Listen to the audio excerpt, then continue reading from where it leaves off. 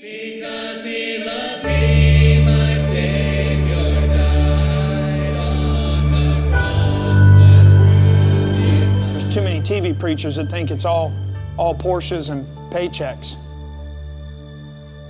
The sign of God's hand on somebody in the Old Testament was wealth. Abraham, Solomon, Jacob. You look at all the Old Testament saints, they had wealth. Queen of Sheba came and said the half ain't even been told. Testimony of God's hand on a New Testament believer, suffering.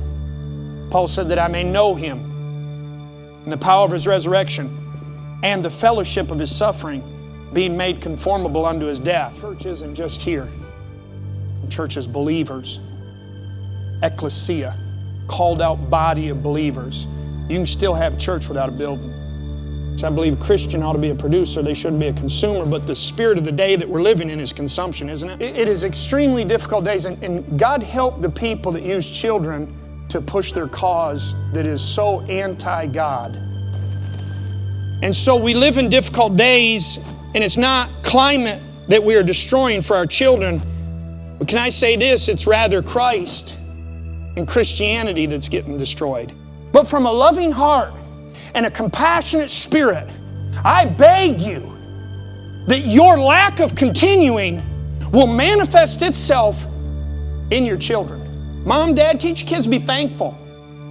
If somebody speaks to your children, instruct them to address them to their face, not hide behind somebody. Talk to them, stand up, look somebody in the face, shake their hand. When a man ought to stand up when he shakes somebody's hand. Here's our benchmark for truth.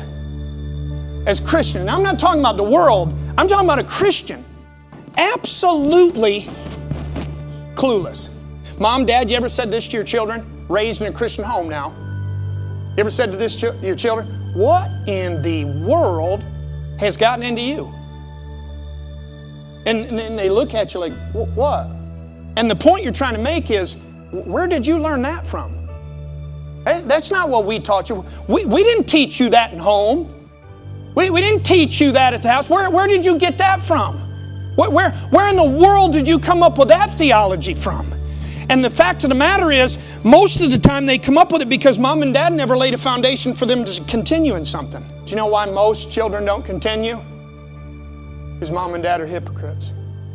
We've got people that'll push extracurricular activities down their children's throat so they can be a worldly success and never be faithful to the house of God so the child can be a Christian success. But there's a lot of people out there that are looking at this next generation, and I used to be critical of the millennials. I'm not anymore.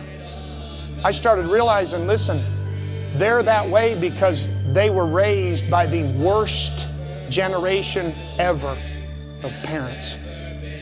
Every church that'll do something for God needs to have generations in it. You know how many kids are just looking for a dad to give them some direction? And can I say this? Most of the time, in this generation we're living in, they got their face stuck in a cell phone. Listen, this next generation, it's not their fault. It's our fault.